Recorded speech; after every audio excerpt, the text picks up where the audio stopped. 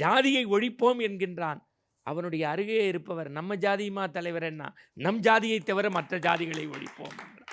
காயங்கள் ஆறிட சிரிப்பவர்களுக்கு மத்தியில் காரியங்கள் ஆகிட சிரிப்பவர்கள் அதிகமாயிட்டாங்களே சார். மகிழ்ச்சியான இடத்தில் வாழ்வதில் இல்லை வெற்றி, நாம் வாழும் இடத்தையே மகிழ்ச்சியாக மாற்றிக்கொள்வதுதான் உண்மையான வெற்றி. வாழ்க நீ எம்மான், வாழ்க நீ எம்மான் இந்த வையத்து நாட்டிலெல்லாம் தாழ்வுற்று வறுமை மிஞ்சி விடுதலை தவறி கேட்டு பால்பற்று நின்றதாமோர் பாரதம் தேசம் தன்னை வாழ்விக்க வந்த எம்மான் மகாத்மா நீ வாழ்க வாழ்க என்கின்ற அந்த பொட்டல் நிலமாம் எட்டயபுரத்தில் கந்தக பூமியில் வெடித்துச் சிதறிய என் பாட்டன் பாரதியையும் பைந்தமிழ் புலவனை வணங்கி தேசப்பிதா காந்திக்கும் என் முதல் வணக்கம். அன்புக்குரியவர்களே, இந்த நாட்டில் அன்னையர் தினம் என்றால் அம்மாவை கொண்டாடுகின்றோம்.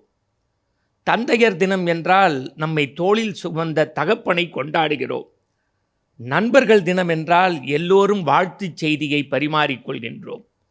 ஆனால் சுதந்திர தினம் என்றால் யாரை கொண்டாடுவது? நம்முடைய சுவாசக்காற்றை நாம் நிம்மதியாக சுதந்திரமாக மகிழ்ச்சியாக ஆனந்தமாக சுவாசிப்பதற்கு தங்கள் மூச்சு காற்றை அடமானம் வைத்து உயிர் தியாகம் செய்த தியாக சீலர்களை நன்றியோடு நினைக்க வேண்டிய நன்னாள் இந்நாள் பொன்னாள். இவர்கள் மட்டும் தானா என்றால் இல்லை.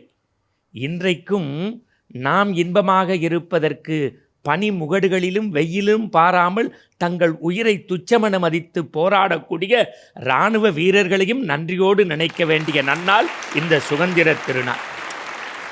இப்படியெல்லாம் சொல்வதை விட ஒரே வரியில் சொல்கின்றேன், இந்தியாவில் இருப்பவர்களெல்லாம் இந்தியர்கள் அல்ல.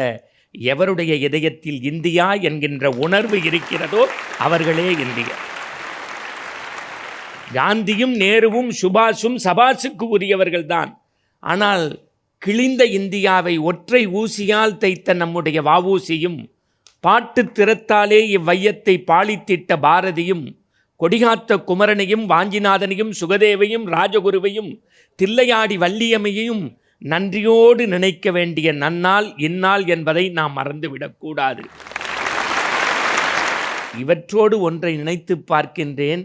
என் தாய் திருநாட்டு சகோதரிகளின் செந்தூரத்தை அளித்தவர்களை பதிலடி கொடுத்து செந்தூர் ஆபரேஷனை வெற்றியாக நடத்திய இராணுவ வீரர்களுக்கும் வீரவணக்கம் செய்ய வேண்டிய நன்னாள் இந்த சுதந்திர திருநாள். உலக வரைபடத்தில் ஒவ்வொரு நாட்டுக் கொடிக்கும் ஒரு வரலாறு உண்டு. ஆனால் என்னுடைய தாய் திருநாட்டு கொடியை பார்க்கின்றேன். பாரதி எழுதுகின்றான், தாயின் மணிக்கொடி பாரீர், அதை தாழ்ந்து புகழ்ந்து பணிந்திட வாரீர். அந்த செங்கோட்டையிலும் ஜார்ஜ் கோட்டையிலும் இன்றைக்கு பட்டொளி வீசி பறக்கின்ற அந்த தேசிய கொடியை பார்க்கின்றேன். அதில் ஆரஞ்சென்றும் வெள்ளையென்றும் பச்சையென்றும் காட்சி தருகிறது. நடுவில் சுற்றி வரக்கூடிய அசோக சக்கரம். அது எதை நமக்கு காட்டுகிறது? பகத்சிங், வாஞ்சிநாதன், சுகதேவ், கொடிகாத்த குமரன் அனைத்தையும் சுட்டால்தான் ஆஷ் கிடைக்கும், அந்த ஆசையே சுட்டி என்ன கிடைக்கும் என்று ஆராய்ச்சி செய்த நம்முடைய வாஞ்சிநாதனையும் நினைத்து பாருங்கள். சிவம் பேசினால் சவம் எழுந்திருக்கும் என்கின்ற சுப்பிரமணிய சிவா போன்றவர்களும் தங்களுடைய பசுமையான வாழ்க்கையை தொடைத்தார்கள் அல்லவா? அந்த அடையாள சின்னம்தான் தேசிய கொடியில் பச்சை. இளம் போர் வீரர்கள் தங்கள் மனைவியை மறந்து பிள்ளையை மறந்து குடும்பத்தை மறந்து தேசத்திற்காக குருதி சிந்தினார்களே, அந்த குருதியில் உள்ள வெள்ளை அணுக்களும் சிவப்பு அணுக்களும் அங்கு வெள்ளையாகவும் ஆரஞ்சாகவும் காட்சி தருகிறது. நடுவில் இருப்பது அசோக சக்கரம் அல்ல, இறந்த போர் வீரர்களின் எலும்பு நரம்பு துண்டுகளினுடைய அடையாள சின்னம். இன்றைக்கும் சொல்கின்றேன், இந்திய தேசிய கொடி வெள்ளை கயிற்றில் ஏற்றப்படுவதாக நீங்கள் நினைத்தால் அது தவறு. பல இளம் பெண்கள் தங்கள் மஞ்சள் கயிற்றை இறக்கினார்கள், அது வெள்ளை கயிறாய் தரித்து ஏற்றப்படுகிறது. இப்பேற்பட்ட அந்த தேசிய கொடிக்கு இந்த அரங்கிலிருந்து ஜெயா தொலைக்காட்சியின் நிர்வாகம், எங்கள் தொழில்நுட்ப கலைஞர்கள், விளம்பரதாரர்கள், பட்டிமன்ற குழு சார்பாக ஒரு வீர வணக்கத்தை வந்தே மாதிரம் என்று சொல்வதில் கம்பீரம் அடைகின்றோம், பெருமை அடைகின்றோம், கர்வப்படுகின்றோம். இந்த நல்ல நாளில் உணர்ச்சியே வேண்டாம், அமைதியாக சிந்திக்கிறதுக்கு ஒரு பட்டிமன்றம். அந்த பட்டிமன்றத்தை அற்புதமாக நம்மளோட கைகோர்த்து நடத்துகின்றவர்கள் யாருன்னா டைட்டில் ஸ்பான்சர் தங்கமயில் ஜுவல்லரி. தங்கமயிலின் ஆடி கொண்டாட்டம் 10 கிராமிற்கு அரை கிராம் இலவசம். பவர்ட் பை ஆச்சி. ஆச்சி கொழுக்கட்டை மாவுடன் கொழுக்கட்டை அச்சும் இலவசம். உங்களுக்கும் சேர்த்து தான்மா சொல்கிறேன். என் அன்புக்குரியவர்களே, சுதந்திர வேள்வி குறித்து பேசக்கூடிய நாம் இந்த பட்டிமன்ற தலைப்புக்குள் போவதற்கு முன்பு எல்லா தொலைக்காட்சியிலும் பட்டிமண்டபம் உண்டு என்றாலும் கூட எங்கள் சிலப்பதிகாரம் சொன்னதைப் போல பாங்கறிந்து பட்டிமண்டபம் ஏறியுள்ள சான்றோர்கள் இவர்கள் என்பதால் இந்த சான்றோர் சபையில் உங்களுக்கு சொல்லுவேன், மனித சமூகம் மறக்காமல் படிக்க வேண்டிய ஒரு புத்தகம் பொக்கவாய் சிரிப்போடு ஈரங்கியை அணிந்து பீரங்கியை விரட்டிய காந்தியினுடைய சத்திய சோதனையை உங்களுக்கு எப்போதெல்லாம் சோதனை வருகிறதோ அப்போது படியுங்கள். என் அன்புக்குரியவர்களே, இந்த நெஞ்சத்தில் நாம் நினைத்து பார்க்க வேண்டிய ஒரு மாமனிதர். அவனுடைய வரிகளை எடுத்து பார்க்கின்றேன். அன்னசத்திரம் 1000 வேண்டாம், ஆலயம் 16,000 வேண்டாம், அங்கொரு ஏழை சிறுவனுக்கு எடுத்தறிவித்தல் புண்ணியம். இரும்பை காய்ச்சி உருக்கிடுவீரே, ஏற்ற தொழில்கள் செய்திடுவீரே, சந்திர மண்டலத்தியல் கண்டு தெளிவோம், சந்தித்தெருப்பருக்கும் சாத்திரம் கற்போம். அதை விட அடித்தான் பாருங்க, ஜாதிகள் இல்லையடி பாப்பா, குல தாழ்த்தி உயர்த்தி சொல்வது பாவம். இப்படி வைரவரிகளால் இந்த மண்ணை அடர்ந்த பேனாவில் மைக்கு பதில் மெய் போட்டு எழுதிய பாரதியை நீங்கள் படித்து கொண்டே இருந்தால் ஒவ்வொரு நாளும் உங்கள் உடலில் ஒரு ரசாயன மாற்றம் ஏற்படும் என்பது நிதர்சனமான உண்மை. இவர்கள்தானா என்றால் அடுத்த தலைமுறைக்கு நான் பணிந்து சொல்வேன், நம்முடைய தியாக சீலர்களையும் நம்முடைய உயிர்காத்த உத்தமர்களையும் மறக்க முடியாத மனிதர்களாகிய இந்த புத்தகத்தை வாசிக்க வாசிக்க நீங்கள் தேசபக்தர்களை நேசிக்க தொடங்கிவிடுவீர்கள். அதற்கு பிறகுதான் இந்த தேசம் எவ்வளவு பூசிக்க தகுந்தது என்பதை உணர்வீர்கள் என்கின்ற செய்தியை சொல்லி ஒரு அற்புதமான சுதந்திர தின பட்டிமண்டபம். இன்றைய சூழலில் வாழ்க்கை நமக்கு கலகலப்பாக இருக்கா, கவலையாக இருக்கா? இப்போ நம்ம அன்னலக்ஷ்மி காலையில் எந்திரிச்சோன்னு 10 வருஷத்துக்கு முன்னாடி அவங்க அம்மா பல்லு விளக்கினாங்க, அன்னலக்ஷ்மி செல்லு விளக்குது. அதுக்காக மலர்விழி அக்கா அவங்க அம்மா கோலம் போட்டாங்க, அவங்க செல்லில் பேட்டர்ன் கோலம் போடுறாங்க. எந்திரிக்கும் போதே பரபரப்போடு எந்திரிக்கிறான், உடம்பை குறைக்கிறேன்னு 1 மணி நேரம் ஓடுறான், அப்புறம் ஓட்ஸ் குடிக்கிறான். என்னடான்னா அடுத்த தலைமுறைக்கு காசு சேர்த்து வைக்கிறேங்கிறான். நீ என்னடா சேர்த்தேன்னா பிபி சுகரும் சேர்த்து வச்சிருக்கேங்கிறான். இதானே உண்மை, யதார்த்தம். நமக்கு ரொம்ப பில்டப்பே வேண்டாம். சார் 80 வயசு எங்கள் அப்பா வாசலில் உட்காந்துருக்காரு. எங்கள் அம்மா கேட்குறாங்க, ஏங்க பேப்பர் படிக்கிறீங்களா, சாப்பிட்றீங்களா, குளிக்கிறீங்களா? பேப்பர் படிக்கிறீங்களா, சாப்பிட்றீங்களா, குளிக்கிறீங்களா? எங்கள் அப்பா ஒத்த வார்த்தையில் அடித்தார், இருடி முதல்ல பேப்பர் படிக்கிறேன், 8 கற்பழிப்பு, 5 கொலை, 5 வழிப்பறி, இதை படிச்சுட்டு குளிச்சிடுறேன், கெட்டது போட்டோம், அப்புறம் சாப்பிட வரேங்கிறார். எதுவும் வேண்டாம் சார். வாழ்க்கை பரபரப்பாக கலகலப்பாக கவலையாங்கிறத சென்னை மெட்ராஸில் தாம்பரத்துலேருந்து நீங்கள் சென்ட்ரலுக்கு எலக்ட்ரிக் ட்ரெயினில் இடம் பிடிச்சிருங்க பார்க்கலாம். காலைல 8லேருந்து 10க்குள்ளே உலகமே பரபரப்புன்னு அன்றைக்கி தெரிஞ்சுக்கும். எதை தின்னா பித்தம் தெளியும்பாங்கல்ல, எப்படி வாழ்ந்தால் நம்முடைய வாழ்க்கை மகிழ்ச்சியாக இருக்கும்னு இந்த சமூகம் ஒரு கேள்விக்குறியை எடுத்துக்கிட்டே போகுது. இதையெல்லாம் மனசு வெறுத்து போய் டாக்டர் வீட்டுக்கு உள்ளே போனால் உள்ளேந்து நர்ஸு வருது, என்னைய பேசவே விட மாட்டேங்குது. வாயில் என்னம்மான்னு தெர்மாமீட்ரு இல்லைம்மா, நீங்கள் பேசாதீங்க சார். எக்ஸ்ரே எடுத்து இசிஜி எடுத்து ஸ்கேன் எடுத்து 900 ரூபா பில்லு. உள்ளேருந்து டாக்டர் வந்தார், என்ன மணிகண்டன்னாரு. எங்கள் அப்பா அம்மாவுக்கு ஆகஸ்ட் 29 சதாபிஷேகம், பத்திரிக்கை கொடுக்க வந்தேன்னு. இந்த டாக்டர்கிட்ட பத்திரிக்கை கொடுக்கவே நம்ம சட்டையை கழட்டுறாங்கன்னா இது உலகமாக என்னன்னே எனக்கு ஒன்றுமே புரியல. எந்த நிம்மதியை நோக்கி நம்ம போகிறது, எந்த மகிழ்ச்சியை நோக்கி போகிறது? ஒன்று தான் சார், எனக்கு எப்போதும் உறுதுணை செய்கிறது புத்தகங்கள் தான். வாசிப்பை நாம் நேசிக்க வேண்டும். பள்ளத்தை நோக்கி வெள்ளம் பாய்வது போல நம்முடைய உள்ளம் புத்தகத்தை நோக்கி வாசிக்க வேண்டும். ஒரு ஜென் எழுதினா இந்த தலைப்புக்கு, life is the festival, celebrate it. வாழ்க்கை ஒரு திருவிழா, கொண்டாட கற்றுக்கொள்ளுங்கள். அப்போ கலகலப்புன்னு முடிவு பண்ணி அப்படி பார்த்தா மலரக்கா சொல்லுது, இப்போ தானடா பாரதியாரை பற்றி பேசினேன், என்னடா டான்னு சொல்கிறாங்களேன்னு நினைக்காதீங்க. என் தங்கச்சி அண்ணன் உரிமையோடு அப்படி தான் சொல்லும். பாரதி தானே எழுதினான், நெஞ்சு பொறுக்குதில்லையே இந்த நிலைகெட்ட மனிதரை நினைத்து விட்டால் இவர் அஞ்சி அஞ்சி சாவார், அஞ்சாத பொருள் இல்லை அவனிலேயே, துஞ்சுது முகட்டில் என்பார், துயர்படுவார், வஞ்சனை பேய்கள் என்பார், அந்த மரத்தில் என்பார், இந்த குளத்தில் என்பார். எங்களுக்கு நெஞ்சு வலிக்குதேங்குது. அப்போ என்ன மோதி பார்த்துட வேண்டிதான். யாருக்கு வர்றது ரத்தம், யாருக்கு வர்றது தக்காளி சட்னி, அடித்து பார்த்துருவோம். எதை வச்சு? தமிழால். நற்றமிழ், இசைத்தமிழ், நாட்டியத்தமிழ், நாடகத்தமிழ், பைந்தமிழ், இப்படி இத்தனை தமிழையும் தங்களுடைய நாவில் ஏற்றி நர்த்தனம் ஆடப் போகின்றார்கள். 6 அறிஞர் பெருமக்கள் இங்கே தமிழால் ஒரு சொல் விளையாட்டை நடத்தப் போகின்றார்கள். இன்றைய வாழ்க்கை நமக்கு எப்படி இருக்கிறது? கலகலப்பே அப்படின்னு ஒரு 3 பேர். அதை முதல்ல பேசுவதற்கு வரக்கூடியவர் ஆசிரியரா ஆசிரியர், எழுத்தாளரா எழுத்தாளர், பேச்சாளரா பேச்சாளர். இதை 3ஐயும் தாண்டி மனுஷனா மனுஷன். அவர் தான் ரவிக்குமார். அவர் அடுத்து அந்த டீமில் அவர் ஓப்பனிங் பேட்டுனா அடுத்து வந்து 1 டவுனில் இறங்கி 6 அடிக்கிறதுக்கு வர்ற தங்கச்சியை பற்றி ஒரே ஒரு வார்த்தை சொல்கிறேன்.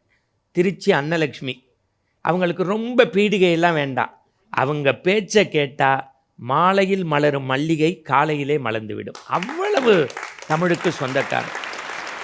அடுத்து என்னுடைய அருமை தம்பி, என் நெஞ்சமெல்லாம் நிறைந்திருக்கக்கூடிய இளவல் கடலூர் காளிதாஸ். தன்னுடைய பட்டிமன்ற ஊதியத்தின் ஒரு பகுதியை ஆதி திராவிட பழங்குடியினர் நல பிள்ளைகளுக்கு செலவிடக்கூடிய தங்க கம்பி எங்கள் பட்டிமண்டபத்தின் தும்பி எங்களுடைய கடலூர் காளிதாஸ். இவங்க 3 பேரும் கலகலன்னு கலகலப்பேன்னு பேச போகிறாங்க. இந்த பக்கத்தில் சட்டத்தை படித்து சத்தத்தோடு தமிழ் துணை கொண்டு மேடைக்கு வரக்கூடியவர், அடுத்த தலைமுறையின் அடையாளம், தமிழில் விளையாடக்கூடியவர் என் தம்பி. அவரை உங்கள் பலத்த கைத்தட்டலோடு அறிமுகப்படுத்துவதில் மகிழ்ச்சி. அருண. அடுத்து அந்த பக்கத்தில் ஒரு ஊர் எப்படி இருக்கணும், இந்த மாதிரி ஊரில் நம்ம பிறக்கணும்னு நினைப்போம்ல, அப்படி தமிழ்நாட்டில் நினைக்கிற ஒரு ஊர் திருவடை மருதூர்.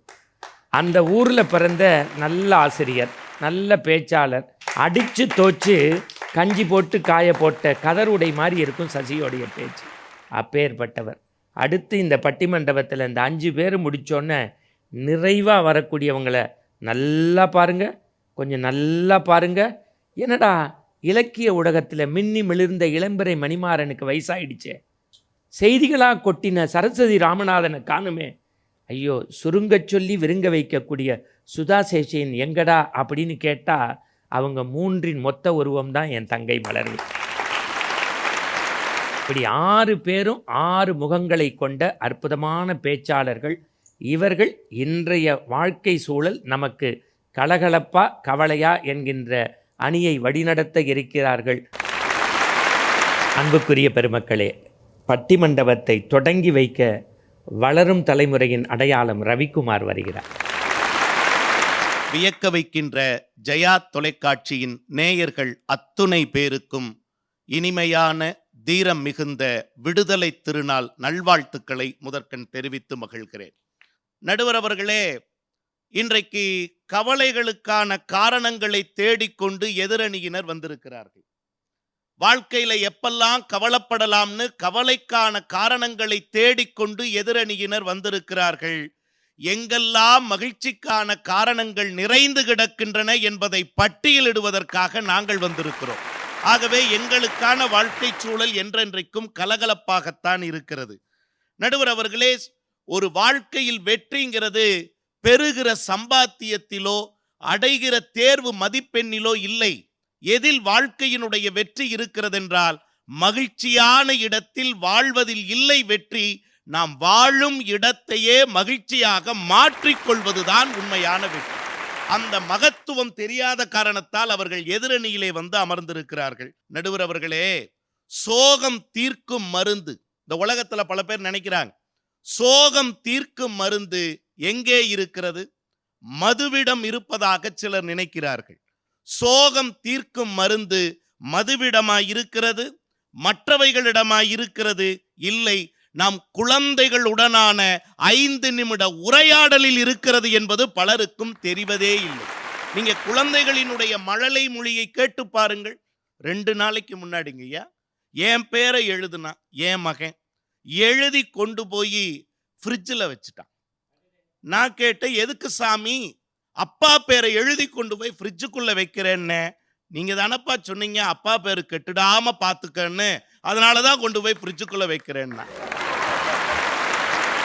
நான் இப்படி சொல்றேன் நடுவர் அவர்களே, சில பேர் நீங்க எதிரணியில் இருக்கிறவங்கள நான் குறிப்பிட்டு சொல்லல, பொதுவாவே சொல்றேன். இந்த வாழ்க்கை கவலையேன்னு நினைக்கிறவங்கள்ட்ட ஒரு 5 நிமிஷம் பேசுனீங்கன்னா நமக்கும் கவலை தொத்திக்கும், நமக்கும் கவலை பிடிச்சுக்கும். நீங்க யோசிச்சு பாருங்க, என்னப்பா வாழ்க்கை, என்னத்த வாழ்ந்து, என்னப்பா புது சட்டை போட்டிருக்க, என்னத்த புது சட்டை போட்டு, என்னப்பா சுதந்திர தினம், என்னத்த சுதந்திரம். நீங்க யோசிச்சு பாருங்க, என்னமோ என்னமோ என்னமோன்னு கவலைகளின் இருப்பிடமாகவே அவர்கள் வாழ்ந்து கொண்டு இருக்கிறார்கள். ஒன்னு தெரிஞ்சுக்கங்க, பேருந்துல ஜன்னலோர பயணம் கிடைக்கவில்லையே என்று கவலைப்பட்டு கொண்டிருப்பவனை விட, பேருந்து பயணத்தில் ஜன்னலோர இருக்கை கிடைக்கவில்லையே என்று கவலைப்பட்டு கொண்டிருப்பவனை விட, படியில் தொங்கிக் கொண்டு நெரிசலில் சிக்கிக் கொண்டு புகையினையும் சுமந்து கொண்டு செல்லுகிற ஒருவன் எங்கோ ஒரு பேருந்து நிறுத்தத்தில் தன்னை பார்த்து புன்னகைக்கிற ஒரு மழலையின் சிரிப்பில் மறந்து போகிறான் பாருங்கள் அத்தனை துயரத்தையும்.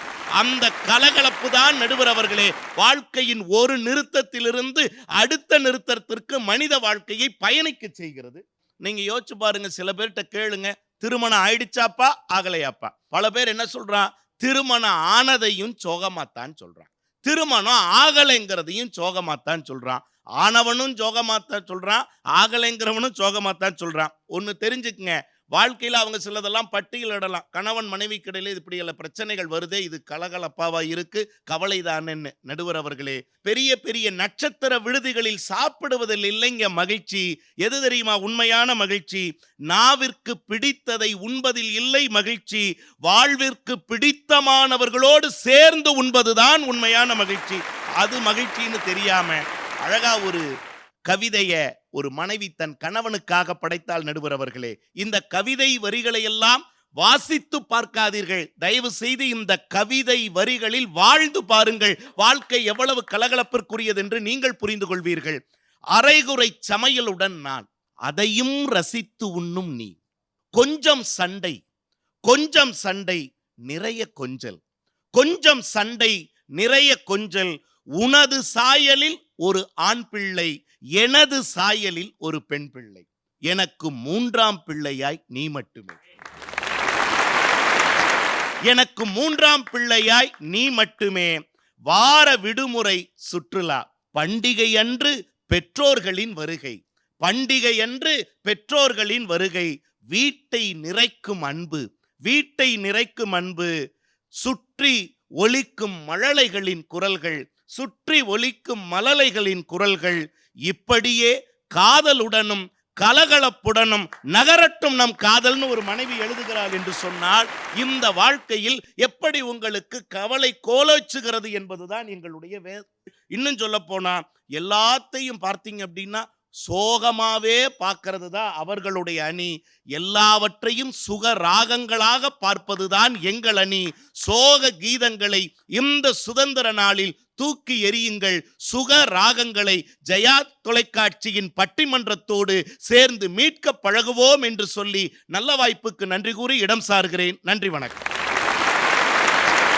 தொடங்கினதுலேருந்து கடைசி பால் வரைக்கும் எந்த பாலை எங்கே அடிக்கிறான்னு தெரில, ஆனால் பந்துக்கு பந்து 4 அடித்தார். அதுதான் ரவிக்குமார். ஒரு அற்புதமான பேச்சை தொடங்கி வச்சுருக்காரு. நான் இந்த பக்கமாக இருந்தால் நன்றி வணக்கம்னு சொல்லியிருப்பேன். ஆனால் வர்றவர் வக்கீல், எல்லாரும் கேஷ் கட்டுக்காக போவாங்க, ஆனால் இவர் தான் கேஸ் கட்டோடு போகக்கூடியவர். ஒரு கை பார்க்குறதுக்கு வராரு. உங்கள் பாராட்டுதலோடு தம்பி அருண் அவர்கள். இன்றைய வாழ்க்கை சூழல் கவலைகளாகத்தான் இருக்கின்ற உண்மையை தான் நான் பேச வந்திருக்கிறேன். எங்கள் அண்ணன் ரவிக்குமார் வந்தார், வாழ்க்கையில் சந்தோஷமாக இருங்க, கலகலப்பாக இருங்க அப்படின்னு பேசினார். எனக்கு இருக்க ஆசை தானே.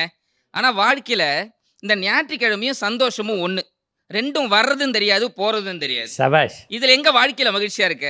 வெறுப்பேற்ற வீட்டு பிரச்சனை, கடுப்பேற்ற நாட்டு பிரச்சனை, சுற்றி இருக்கவங்கெல்லாம் குறை சொல்லும் போது இதுக்கு மேலே நிம்மதி இழக்க ஒருத்தனுக்கு என்ன வேணும்? சபாஷ். இந்த நாட்டில் கவலைக்கு பல பேர் இருக்கு. ஸ்ட்ரெஸ், டிப்ரெஷன், டென்ஷன், கடுப்பு, மன உளைச்சல்னு உலகத்தில் இருக்க எல்லாருமே நீ கடுப்பில் தான் இருந்துகிட்டு இருக்கான், கவலையில் தான் இருந்துகிட்டு இருக்கிறான். கல்யாணம் ஆனவனுக்கு அடி விழுதேன்னு கவலை, கல்யாணம் ஆகாதவனுக்கு முடி விழுதேன்னு கவலை. ஆக மொத்தம் வாழ்க்கையில் எல்லாத்துக்குமே கவலை தான். வாழ்க்கையில் இந்த கஷ்டம் பாக்கியராஜ் மாதிரி சுமாராக டான்ஸ் ஆட்டு போனால் பரவாயில்ல நடுவர்களே, அடடே பிரபுதேவா மாதிரி முக்காப்புல்லா டான்ஸ் ஆடுறது தான் எங்கள் பிரச்சனையே. சபாஷ். இன்னைக்கு வாழ்க்கையில் யாராவது ஒருத்தட்ட போயிட்டு எப்படி இருக்கீங்கன்னு கேட்டு பாருங்களேன், யாருமே நல்லா இருக்குன்னு சொல்லவே மாட்டான். ஏதோ உங்க புண்ணியத்துல இருக்கிறேன்றான். என் புண்ணியத்துல நானே நல்லா இல்ல, நீ ஏன்டா நல்லா இருக்கணுன்ற மாதிரி இருக்கும் நம்ம வாழ்க்கையில நாங்க எல்லாமே நினைப்போம். சந்தோஷமா ரவிக்குமார் அண்ணன் சொல்ற மாதிரி ஃப்ரிட்ஜ் மாதிரி கூலிங்கா இருக்கணும் தான் நினைக்கிறோம். அது வாஷிங் மிஷின் மாதிரி நம்மள புரட்டி எடுக்குதுன்றது தானே பிரச்சனையே. ஒரு காலத்துல எல்லார் வீட்லயும் பிளாக் அண்ட் ஒயிட் டிவி இருந்துச்சு.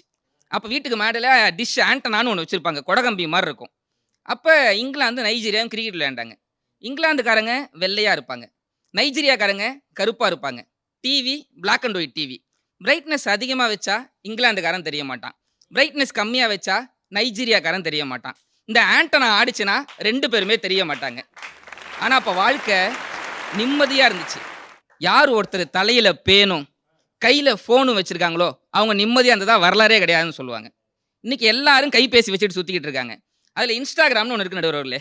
அதுல ஒருத்தர் வராரு, ஏங்க கூமாப்பட்டிக்கு வாங்க, இங்க வந்தீங்கன்னா உங்களுக்கு எல்லாம் கிடைக்கும் அப்படின்றாரு. அங்க போனா உள்ளே விட மாட்டேன்றாங்க. எல்லா இடத்துலையுமே கவலை. அதை தாண்டி ரவிக்குமார் அண்ணன் ரொம்ப அழகா குழந்தைகளை பத்தி சொன்னாங்க. அந்த குழந்தைகள் ரொம்ப அழகானவர்கள். ஆனா இன்றைய கால குழந்தைகளுக்கு நம்ம விளையாட அனுமதிக்கிறோமா? இன்னைக்கு எல்லாம் ஆன்லைன்ல கேம்ஸ்னு விளையாடுறாங்க. வெட்டு குத்து, வெட்டினாதான் பாயிண்ட், குத்தனாதான் பாயிண்ட்னு சொல்றான். வின்னர் சிக்கன் டின்னர்ன்றாங்க. இது எவ்வளவு பெரிய கவலை அளிக்கக்கூடிய விஷயம். நான் யோசிச்சு பார்க்குறேன், நம்ம எவ்வளவு சின்ன வயசுல மகிழ்ச்சியா இருந்தோம். அந்த மகிழ்ச்சி இன்றைய குழந்தைகளுக்கு எங்க போச்சு? ஒரு விளையாட்டு விளையாண்டு நடுவர்களே, நான் சொல்லணும்னு ஆசைப்படுறேன். நல்லா சொல்லுங்க. டிக் டிக், யார் அது? திருடன். என்ன வேண்டும்? நகை வேண்டும். என்ன நகை? கலர் நகை. என்ன கலர்? பச்சை கலர். என்ன பச்சை? மா பச்சை. என்னம்மா? டீச்சர் அம்மா. என்ன டீச்சர்? கணக்கு டீச்சர். என்ன கணக்கு? வீட்டு கணக்கு. என்ன வீடு? மாடி வீடு. என்ன மாடி? மொட்டை மாடி. என்ன மொட்டை? பழனி மொட்டை. என்ன பழனி? வடை பழனி. என்ன வடை? ஆம வடை. என்ன ஆம? குளத்தாம. என்ன குளம்? திரி குளம். என்ன திரி? விளக்கு திரி. என்ன விளக்கு? குத்து விளக்கு. என்ன குத்து? கும்மாங்குத்து. எவ்வளவு சந்தோஷமா இருந்துச்சு. இந்த சந்தோஷம், இந்த மகிழ்ச்சி இன்றைய கால குழந்தைகளுக்கு இருக்கான்றதுதான் பெரிய கேள்விக்குறியே. அதை தாண்டி இன்றைக்கு யார் யார்கிட்ட பேசுறா எதுவுமே தெரியாம வாழ்ந்துகிட்டு இருக்காங்க. இன்ஸ்டாகிராம்ல ஒரு பையன் ரொம்ப நாளா ஒரு பொண்ணுக்கு மெசேஜ் பண்ணிக்கிட்டு இருந்தான். சமீபத்தில் உலகமே அழிஞ்சிடுன்னு ஒரு பொருள் வந்தவொடனே அந்த பொண்ணுக்கு மெசேஜ் பண்றான், உலகமே அழிய போதான், நான் இப்பயாவது உண்மையை சொல்லிடுறேன், நான் அவனை காதலிக்கிறேன் அப்படின்னு இருக்கான். அதுக்கு அந்த பொண்ணு ஐடியிலேருந்து ரிப்ளை வந்திருக்கு, உலகமே அழிய போகுது, நான் இப்பயாவது நான் உண்மையை சொல்லிடுறேன், நீ இவ்வளவு நாள் பேசிக்கிட்டு இருந்தே, நான் பொண்ணே கிடையாது பையன் அப்படின்னு. அது ஃபேக் ஐடி. அது தெரியாம நம்ம பையன் கடலை போட்டுட்டு இருக்கான்னா இன்றைய வாழ்க்கை எவ்வளவு கவலை அளிக்கக்கூடிய விஷயமா இருக்குது. இன்னைக்கு யாரையா நம்ப முடியாது நடுவில். ஒரு ஆட்டோல காலைல வரும்போது பார்த்தேன், நம்ம ஜெயா டிவி பட்டிமன்றத்துக்கு வரும்போது காலைல ஆட்டோல பார்த்தேன். அதில் எழுதி போட்டிருக்கான், சுடுகாட்டு பேயை நம்பு, சொந்தக்கார நாயை நம்பாதுன்னு எழுதி போட்டிருக்கான். அப்ப எவ்வளவு பாதிச்சிருப்பான்னு பாருங்க. ஒன்றில் நடுவில் நான் ஒரு கைபேசி வச்சிருந்தேன். அந்த கைபேசி ரொம்ப உயர் ரகமான கைபேசி, நிறைய ஒரு 1 லட்ச ரூபா மதிப்புள்ள கைபேசி அது. அந்த கைபேசியை போன வாரம் தொலைச்சிட்டேன். நான் தொலைச்சிட்டு ரொம்ப வருத்தமாக இருந்தேன். என் மாமா ஒருத்தர் கால் பண்ணார். கால் பண்ணி, மாப்பிள்ளை கவலைப்படாத, ஃபோன் தொலைச்சின்னு கேள்விப்பட்டேன், நீ இப்போ எங்கே இருக்கிற, நான் நேரில் வரேன்னாரு. நேரில் வந்த மாமா என்ன பண்ணார், ரொம்ப ஆறுதலாக பேசினார். ஒன்றும் பெரிய விஷயம் கிடையாது, ஒரு 10 பட்டிமன்றம் பேசினா வாங்கிடலாம், கவலைப்படாத நான் இருக்கிறேன் அப்படின்னு ரொம்ப ஆறுதலாக பண்ணார். நான் கூட பரவாயில்ல, மாமா நமக்கு எவ்வளோ ஆறுதலாக இருக்கிற இந்த நேரத்தில் நினச்சேன். போகும்போது மாமா சொன்னார், சரி அந்த கைபேசி தான் தொலைஞ்சிச்சுல, அந்த சார்ஜர் சும்மா தானே இருக்குது, என்கிட்ட கொடுன்னார். அவர் எதுக்கு வந்திருக்கிறாரு? சார்ஜரை கேட்கறதுக்காக தான் வந்திருக்கிறாரு. காலைல ஏஞ்ச உடனே தொப்பையை குறைக்க ஒன்னா பணக்காரன், பால் வாங்க ஒன்னா மிடில் கிளாஸ், தண்ணி பிடிக்க ஒன்னா ஏழை. பணக்காரனுக்கு வருமான வரி பிரச்சனை, ஏழைக்கு வருமானமே ஒரு பிரச்சனை. 100 கிலோ மூட்டை தூக்குறவனுக்கு அதை வாங்க சக்தி இல்லை, அதை வாங்குறவனுக்கு அதை தூக்க சக்தி இல்லைன்னு சொல்லி நாடே நிம்மதி இல்லாமல் தான் இன்னைக்கு போயிட்டு இருக்குது. சமீபத்தில் யூடியூப்ல ஒரு குழந்தை 4வது மாடியிலேருந்து கீழே விழுந்துரும். அதை எப்படியோ காப்பாற்றிருப்பாங்க, அது வரைக்கும் தான் நமக்கு தெரியும். அதுக்கப்புறம் என்ன நடந்துச்சு, இந்த யூடியூப் வீடியோவுக்கு கீழே கமெண்ட்ஸ், அந்த தாயை ஆபாசமான வார்த்தைகளில் திட்டினால அந்த அம்மா என்ன பண்ணுறாங்க, தன்னுடைய வாழ்க்கையே வேணான்னு முடிச்சுக்கிட்டாங்க. இதுவே ஒருவேளை அந்த அம்மா அந்த கமெண்ட்ஸில் போயிட்டு இப்போ அந்த அம்மாவோட மனநிலை எப்படி இருக்குன்னு ஆறுதலாக 2 பேர் கேட்டிருந்தாங்கன்னா இன்னைக்கு அந்த அம்மா குழந்தைக்கு தாய்ப்பாலை கொடுத்து கொண்டிருப்பார்கள். ஒரே ஒரு ஆபாசமான சொல் ஒரு உயிரை எடுத்துருச்சு. இன்னைக்கு சமூக வலைதளங்களில் யார் வேண்டுமானாலும் யாரை வேணாலும் கமெண்ட் பண்ணலான்ற சூழ்நிலையில் என்ன ஆயிடுதுன்னா, இது போன்ற நெகட்டிவான விஷயம் நடக்கிறதுன்ற போது நிறைவாக இப்படி வச்சு நிறைவு செய்கிறேன். அந்த காலத்தில் நம்முடைய மூத்தோர்கள் வாழ்ந்தார்கள், அவர்கள் பிடித்து வாழ்ந்தார்கள், நாம் இன்றைக்கு வாழ்ந்து கொண்டிருக்கிறோம், ஆனால் நாம் நடித்து வாழ்ந்து கொண்டிருக்கிறோம் என்று தெரிவித்துக் கொண்டு தந்த நல்ல வாய்ப்புக்கு நன்றி கூறி விடைபெறுகிறேன். நன்றி, வணக்கம், ஜெய்ஹிந்த். ஒவ்வொரு முறையும் ஜெயா டிவியினுடைய பட்டிமண்டபங்களில் சில செய்திகளை நான் உள்ளொன்று வைத்து புறமொன்று பேசாமல் உண்மையை பேசி வருகின்றோம். பொதுவாக பட்டிமண்டப மரபில் ஒரு 30-40 ஆண்டு காலம் குன்றக்குடி சாமி சாலமன் பாப்பையா, டாக்டர் ஔவை நடராஜன், வலம்புரி ஜான், இந்த மாதிரி ஜாம்பவான் பேச்சாளர்கள் தலைமையில் பேசியவர்களுக்கு தெரியும். அணியில் முதல் பேச்சாளராக பேசுவது என்பது ஒரு பெரிய அரிய பணி. ஒரு தரமான முதல் பேச்சாளருடைய பேச்சு எப்படி இருக்க வேண்டும் என்று ஒரு தி ராஜகோபாலைப் போல, ஒரு தே ஞானசுந்தரத்தைப் போல, ஒரு தாக்கு சுப்பிரமணியனைப் போல, ஒரு திருச்சி சத்தியசீலனைப் போல மடை திறந்த வெள்ளமாக பேசிய 10 மணித்துளிகளும் நம் உள்ளத்தை கொள்ளையடித்த வழக்கறிஞர் என் அன்பு தம்பி அருணுக்கு ஒரு அரங்கு நிறைந்த பாராட்டு. அறிவுபூர்வமாக பேசி நம்முடைய கண்ணில் ஆனந்த கண்ணீர் வர வைத்தது அருணுடைய பேச்சு. அதையே மாற்றி தன்னுடைய பேச்சால் உங்களுடைய கண்களில் மகிழ்ச்சி கண்ணீர் வர வைக்க இதோ உங்கள் கைத்தட்டலோடு என் தங்கை அன்னலட்சுமி வருகிறார். மதிப்பிற்குரிய நடுவர் அவர்களையும் பேச்சாளர் பெருமக்களையும் வணங்கி மகிழ்ந்து, உலகெல்லாம் வியாபித்திருக்கக்கூடிய ஜெயா தொலைக்காட்சி நேயர்கள் அனைவருக்கும் விடுதலை திருநாள் நல்வாழ்த்துக்களை தெரிவித்துக் கொண்டு என் உரையை தொடங்குகின்றேன்.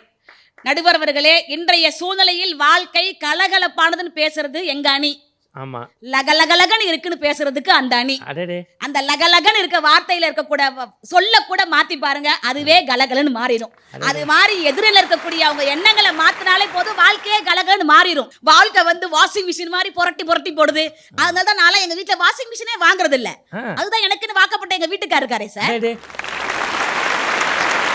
சந்தோஷமா வாழ்க்கையை அனுபவிச்சுட்டு போயிட்டே இருக்கணும் சார். வந்ததுல இருந்து வெறும் கஷ்டத்தையா சொல்லிட்டு போயிருக்காரு என் அன்பு தம்பி. நான்லாம் தனியார் பள்ளியில தான் ஆசிரியராக வேலை பார்க்குறேன், அரசாங்க பள்ளியில் வேலை பார்க்கல சார். ஏன் தெரியுங்களா? 7 முறை எக்ஸாம் எழுதின யார் பாஸ் போடல. இருந்தாலும் நான் கவலைப்பட்டேனா? அதை விட சம்பாதிக்கிறதுக்கு பட்டிமன்றம் இருக்குன்னு நோக்கி வந்துட்டே இருந்தேன் சார். அவ்வளோதான், முடிஞ்சு போச்சு. தனியார் பள்ளியில ஒரு சின்ன பையன் எனக்கு பாடம் கத்து கொடுத்தான் சார். ஒரு பொண்ணு 98 மார்க் வாங்கிட்டு அழுதா. பையன் வெறும் 7 மார்க் வாங்கிட்டு அருண் தம்பி மாதிரி புலம்பாம சிரிச்சுக்கிட்டே இருந்தான். 98 மார்க் வாங்கின பொண்ணு அழுவுது, 7 மார்க் வாங்கி சிரிச்சுக்கிட்டு இருக்கேடா, உனக்கு வெக்கமா இல்லையான்னு கேட்டேன். மிஸ், அந்த பொண்ணு இன்னும் 2 மார்க் வேணுமேனு பேராசையில அழுவுது. நான் ஏன் தெரியுமா 7 மார்க் வாங்கி சந்தோஷமா இருக்கேன்? என்னை விட 3 மார்க் 4 மார்க் 5 மார்க் வாங்கினவன் எத்தனை பேர் எனக்கு கீழே இருக்கான். அவனை விட நான் எவ்வளவு படியில மேல இருக்கேன்னு நினைச்சு பார்த்தேன். வாழ்க்கையை சந்தோஷமா அனுபவிக்கிறேன்னா, வாழ்க்கையை சந்தோஷமா அனுபவிக்கிறதுக்கு எத்தனையோ காரணங்கள் இன்னும் நாட்டுல இருக்குது சார். இப்போ கும்பமேளா ஒரு நடந்துச்சு, மிகப்பெரிய விழா. அந்த ட்ரெயின்ல ஒரு ஐடி கம்பெனில வேலை பார்க்குற பையனும் பயணம் பண்ணார், ஒரு பிச்சைக்காரும் பயணம் பண்ணார். ஐடி கம்பெனில வேலை பார்க்குற பையன் பிச்சைக்காரை பார்த்து கேட்டான், டிக்கெட் எடுத்தியா, உன்கிட்ட காசு இருக்கான்னு கேட்டான். என்கிட்ட ₹1 கூட காசு இல்லை. நீ டிக்கெட் எடுத்தியா, நீ பாட்டில் பேசாமல் போனான். டிக்கெட்டே எடுக்காமல் வரையா, டிடிஆர் வந்தால் என்ன பண்ணுவேன்னு கேட்டான். அதே மாதிரி டிடிஆர் வந்தார். டிக்கெட்டே எடுக்காமல் கும்பமேளா வரைக்கும் போய் என்னையா பண்ண போகிற, ₹1 காசு இல்லாமல் உன்னை யாருக்கு கும்பமேளா வரைக்கும் போக சொன்னார். பிச்சைக்காரர் என்ன திரும்ப சொன்னார், கும்பமேளாவுக்கு சாமி கும்பிட்றதுக்கு 3 கோடி பேர் வராங்களாம். ஒவ்வொருத்தையும் நான் ஒவ்வொரு ரூபா பிச்சை எடுத்தா கூட 3 கோடி சம்பாதிச்சு ரிட்டர்ன் வந்துடுவேன். உன்னை விட நான் பெரிய ஆளா இருப்பேன். ஐடி கம்பெனியில் வேலை பார்க்குற பையன் சொன்னா, ஐயா நானும் உன் கூடவே சேர்ந்து பிச்சை எடுக்க வரேன். வாழ்க்கை எப்போ யாருக்கு எப்போ மாறுன்னு தெரியவே தெரியாது நடுவர் அவர்களே. வாழ்க்கையில ஒவ்வொரு நொடியையும் அனுபவிக்க கத்துக்கணும். எந்த நன்மைக்குள்ள தீமை இருக்குதுன்னு பார்க்கறது அந்த அணி, எந்த தீமைக்குள் நன்மை இருக்குன்னு அலசி ஆராயக்கூடியதுதான் எங்க அணி நடுவர் அவர்களே. வசதி இருந்தா ஏசி காத்து, வசதியே இல்லையா இயற்கையான ஓசி காத்தை வாங்கிட்டு வாழ்க்கையை சந்தோஷமா வச்சுட்டு போயிட்டே இருக்க வேண்டியதானே. இதுல என்ன நீங்க வாழ்க்கையில வந்து சந்தோஷமே இல்லை, எங்களுக்கு கலகலப்பே இல்லை. நடுவர் அவர்களே, எங்க அருண் தம்பி கல்யாணம் ஆகி இப்பதான் 3 மாசம் ஆகுது. 3 மாசத்துலயே நீ எல்லாம் இந்த புலம்புறன்னா, இன்னும் எங்க நடுவர் ஐயா மாதிரி 30 வருஷம் ஆனா நீ எல்லாம் என்ன புலம்பு. அதான் இன்னும் சொல்லலையேன்னு பார்த்தேன். இந்த மாதிரி திருக்குறள் சிலப்பதிகாரம் மேற்கோள் வரும்போது நடுவரை கூப்பிடுவீங்களே, இன்னும் கூப்பிடலையேன்னு பார்த்தேன். வாழ்க்கையில தன்னம்பிக்கை இருக்கணுங்க. இன்னைக்கு எல்லா நாட்டுக்கொடியிலையும் நிலா இருக்கு, ஆனா இன்னைக்கு நம்ம நாட்டுக்கொடி தான் இன்னைக்கு நிலாவிலே போய் கால் பதிச்சிருக்கணும். சொன்னா தன்னம்பிக்கையோட போராடக்கூடிய குணம் இருந்தாலே போதும். வாழ்க்கை அடுத்த நொடி எல்லாமே கலகலப்பாவே இருந்துட்டு தான் இருக்கும். வாழ்க்கையில கஷ்டமே இல்லாம எப்போதுமே சந்தோஷம் வரவே வராது. ஏன் சொல்றேன் அப்படின்னா, எங்க அணித்தலைவர் சொன்ன மாதிரி குழந்தைங்க ஒவ்வொரு வார்த்தையிலுமே பேசுறதுல ஒரு சந்தோஷம் இருக்கு சார். நான் பிரைவேட் ஸ்கூல்ல வேலை பார்க்குறேன்னு சொன்னேன்ல, எங்க ஸ்கூல்ல ஆண்டு விழா நடந்தது சார். எல்லாத்துக்குமே ஒரு அனுபவம் இருக்கும். இந்த சின்ன குழந்தைங்களுக்கு லிப்ஸ்டிக் போட்டுட்டோம்னு வச்சுக்கோங்களேன், எந்த குழந்தையுமே வாயை மூடாது. ம். ஏன்னா லிப்ஸ்டிக் உள்ள போயிருமா. அந்த குழந்தைங்களுக்கு 10 நாளா ஒரு இறைவனுக்கு பாட்டு சொல்லி கொடுத்தேன் சார். ம். திருப்பரங்குன்றத்தில் நீ சிரித்தால் திருத்தணி மலை மீது எதிரொலிக்கும்னு சொல்லி கொடுத்தேன். ம். ஆண்டு விழா சமயத்துல 10 பேருமே பக்தி பாட்டு பாடுறாங்க. ம். முருகான்னு சொன்னா ஒட்டிக்குமாயா? 10 பேர் மேட்டூர் அணைக்கட்டு மாதிரியே டேம் மாதிரி வாயை வச்சுக்கிட்டு திருஅரங்குன்றத்தில் நீ சிரித்தால் உரிகா உரிகா உரிகா திருத்தணி அலை இது எதிரொலிக்கு உரிகா. நடுவர் அவர்களே, எங்கேயோ நடந்த ஒரு கற்பனையான விஷயத்தை விடுமா. கூட பட்டிமன்றத்துக்காக நீனே குழந்தையா மாறி பாடின பாருமா. உன் லிப்ஸ்டிக் அப்படியே இருக்காமா, அது ரொம்ப முக்கியம். நான் குழந்தையெல்லாம் மாறல நடுவர்களே, எனக்கு எப்போதுமே குழந்தையான மனசுதான் அதே அப்படின்னு என்னை கல்யாணம் பண்ண கணவர் சொல்லுவார். நடுவர் அவர்களே, நிலைமை மாறினால் மகிழ்ச்சியாக இருக்கலாம் என்பது பொய். மகிழ்ச்சியாக இருந்தாலே போதும், நிலைமை மாறிவிடும் என்பதுதான் உண்மை. அந்த உண்மைக்கே நீங்கள் தீர்ப்பினை வழங்க வேண்டும் என கேட்டுக்கொண்டு விடைபெறுகிறேன். நன்றி, வணக்கம். இப்போ மாதிரி இல்லாமல் ஒரு 30 வருடங்களுக்கு முன்னாடி பார்த்தீங்கன்னா ஒவ்வொரு வீட்லேயும் ஒரு டேப் ரிகார்டர் இருக்கும். அதில் ப்ளே இருக்கும், ஸ்டாப் இருக்கும், ஃபாஸ்ட் ஃபார்வேர்ட் இருக்கும், ரீவைண்ட் இருக்கும். அந்த மாதிரி அதுக்கு பேர் 5 in 1ன்னு பேர். 2 in 1 கேள்விப்பட்டிருப்பீங்க. 5 in 1 5 பட்டன் இருக்கும். அந்த மாதிரி அன்னலக்ஷ்மி அவர்கள் இன்றைக்கி உள்ள விஷயத்தை அப்டேட்டாக அடிக்கிறாங்க. திடீர்னு அப்படியே ஒரு பழசுக்கு போகிறாங்க, திடீர்னு குழந்தையாக மாறுறாங்க. ஒரு முகத்துக்குள் 1000 முகத்தை பட்டிமண்டபத்திற்கு தரக்கூடிய அன்னலக்ஷ்மி உண்மையிலேயே இன்றைக்கு அற்புத லக்ஷ்மி. நம்முடைய பலத்த பாராட்டு. திருச்சி அன்னலக்ஷ்மியை சமாளிக்க கோவில் நகரம் திருவடை மருதூரிலிருந்து ஒரு உரைவீச்சை நிகழ்த்த உங்கள் கைத்தட்டலோடு சசிகுமார் வருகிறார். நடுவர் அவர்களே, ரவிக்குமார் ஒரு அழகான ஒரு கவிதையை சொன்னார். என் சாயலில் ஒரு பிள்ளை, உன் சாயலில் ஒரு பிள்ளை, நீயோ எனக்கு 3வது பிள்ளை. அந்த கவிதையை எழுதினது யார் தெரியுமா? சாட்சாத் என் மனைவிதான். ஓஹோ. என்ன கஷ்டம்னா, என் சாயல்ல ஒரு புள்ள இருக்கு, உன் சாயல்ல ஒரு புள்ள இருக்கு, நீ எனக்கு 3வது புள்ள. அழகா இருக்கே கவிதைன்னு நினைச்சேன். நானும் பசங்களும் வாசல்ல விளையாண்டுட்டு இருக்கிறோம். கதவுல இருந்து கூப்பிட்டா, டேய் சாப்பாடு ரெடி ஆயிடுச்சு, உள்ள வாங்கடா அப்படின்னா. நல்லா இருக்கே. என்னையும் சேர்த்தாமான்னு, உனக்கு வேற தனியா சொல்லணுமான்னு கேட்டான். சார், இந்த உறவுகள் எப்படி தெரியுமா இன்னைக்கு இருக்குது? எளிமையா இந்த உறவுகளை பத்தி 2 வரிகளில் சொல்ல இந்த தீர்ப்பு வந்துடலாம் சார். சொல்லுங்க. காயங்கள் ஆறிட சிரிப்பவர்களுக்கு மத்தியில், காயங்கள் ஆறிட சிரிப்பவர்களுக்கு மத்தியில் காரியங்கள் ஆகிட சிரிப்பவர்கள் அதிகமாயிட்டாங்களே சார். அதான் சார் கவலையா இருக்கு. அனுபவிச்சு வாழ்ந்தா அது கலகலப்பு சார். ஆனா இன்னைக்கு நாமெல்லாம் அனுசரிச்சு வாழ்றோமே, அதுதான் சார் கவலையா இருக்கு. உறவுகள்கிட்ட ஸ்பரிசம் இருந்துச்சு சார் ஒரு காலத்துல, அது கலகலப்பு சார். இன்னைக்கு உறவுகள்கிட்ட எதிர்பார்ப்பு வந்துருச்சு, அதுதான் சார் கவலையா இருக்கு. சார், உழைக்கிறவன் வாழ்ந்தா சரி சார், உழைக்கிறவன் வாழ்ந்தா சரி, உழைக்கிற மாதிரி நடிக்கிறவன் வாழ்றானே சார், அதுதான் சார் கவலையா இருக்கு. ஆத்மார்த்தமான காதல் சரி சார், ஆத்மார்த்தமான காதல் சரி, சில அசிங்கமான பிரியாணி காதல் எங்களுக்கு கவலையா இருக்கு சார். அன்பையும் அறத்தையும் சொன்ன வாழ்க்கை சரி, லிவிங் டுகெதர் வாழ்க்கை கவலையா இருக்கு சார்.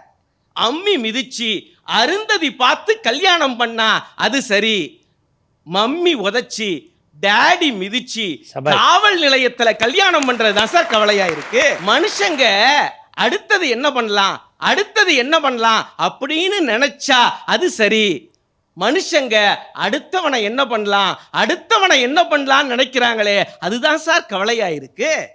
சார், முதியோர்கள் நம் இல்லத்தில் இருந்தால் மகிழ்ச்சி, முதியோர்கள் நம் இல்லத்தில் இருந்தால் மகிழ்ச்சி, முதியோர் இல்லத்தில் இருக்கிறார்களே அதுதான் சார் கவலையா இருக்கு. கைவீசி நடந்தா அது மகிழ்ச்சி, கைபேசியோட நடக்கிறானே அதுதான் சார் கவலையா இருக்கு. அன்னைக்கு சார் எளிமையா சொல்லலாம், அன்னைக்கு ஒரு குடும்பத்துல ஒருத்த சம்பாதிச்சான், அந்த குடும்பமே உட்கார்ந்து சாப்பிட்டுச்சு.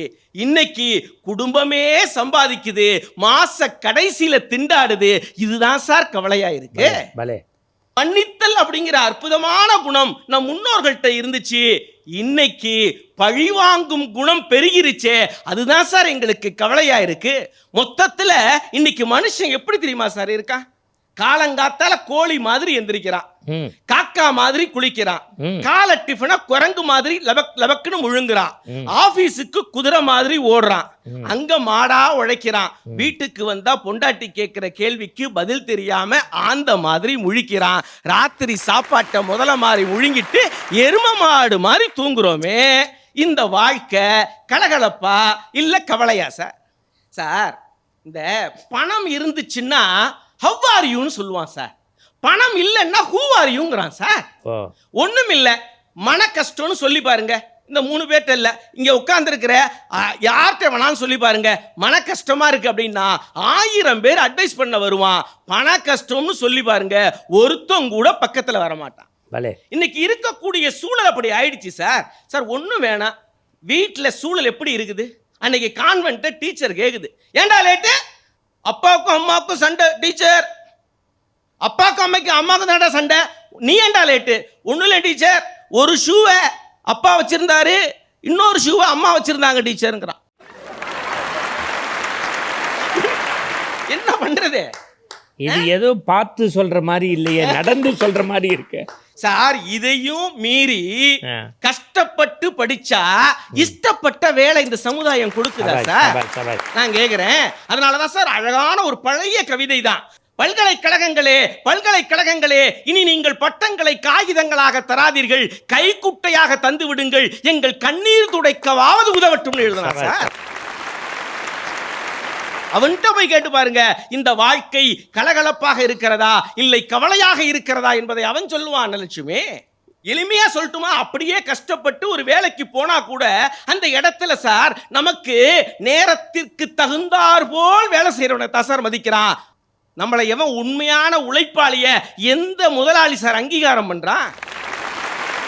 ஒரு இந்த வாழ்க்கை கஷ்டமா இல்லையா அப்படிங்கிறதுக்கு எங்களுடைய கண்ணதாசன் அழகா சொன்னான். சொல்லுங்க. ஒரு 6 மாச குழந்தை தூங்குது, தாய்ப்பால் கொடுப்பதற்காக தாய் எழுப்ப போறா. அப்ப கண்ணதாசன் ஒரு அழகான ஒரு கவிதையை சொன்னான். அவனை எழுப்பாதீர் அப்படியே தூங்கட்டும், ஆழ்ந்த துயினிலே அமைதியினை காணட்டும், அன்பு குழந்தையவன் அரையாண்டு செல்வனவன், அவனை எழுப்பாதீர் அப்படியே தூங்கட்டும்னா. அந்த அம்மா கேட்டா, ஏங்க எழுப்ப கூடாதுன்னு கேட்டா. அப்பதான் கண்ணதாசன் சொன்னா, கண்டிருந்து இந்த காசினியை பார்க்குங்கால் என்ன துயர் வருமோ, எங்கெங்கே அடி விழுமோ, காதல் வருமோ, காதலுக்கு தடை வருமோ, மோதல் வருமோ, முறைகெடுவார் துணை வருமோ, நன்றியில்லா நண்பர்கள் தான் நாற்புறமும் சூழ்வாரோ, நலமில்லா நாயகி தான் மணப்பெண்ணாய் வருவாளோ, செய்ய தொழில் வருமோ, திண்டாட்டம் தான் வருமோ, வெயில் அழைத்து வரும் வியர்வையிலே நீராடி ஐயோ பசி என்று அலையும் நிலை வருமோ, என்ன நிலை வரும் என்று இப்போது யார் அறிவார், அவனை எழுப்பாதே அப்படியே தூங்கட்டும். இதுதான் சார் இன்னைக்கு நிஜ வாழ்க்கை. உண்மையான வாழ்க்கை எது என்று சொன்னால் கவலையோடு கஷ்டங்களோடு வாழ்ந்து கொண்டு இருக்கிறோம் சார். எப்படி மாறி போயிருக்கிறான் தெரியுமா? தன் தாயை இலவச அரிசிக்கு கியூவில் நிறுத்திவிட்டு, இன்னைக்கு இருக்கக்கூடிய இளைஞன் தன் தாயை இலவச அரிசிக்கு கியூவில் நிறுத்திவிட்டு கியூபா சுதந்திர போராளி சேகுவாராவின் படம் போட்டு அலைகிறானே, அவன்தான் இந்த நாட்டினுடைய முதல் சாபக்கு.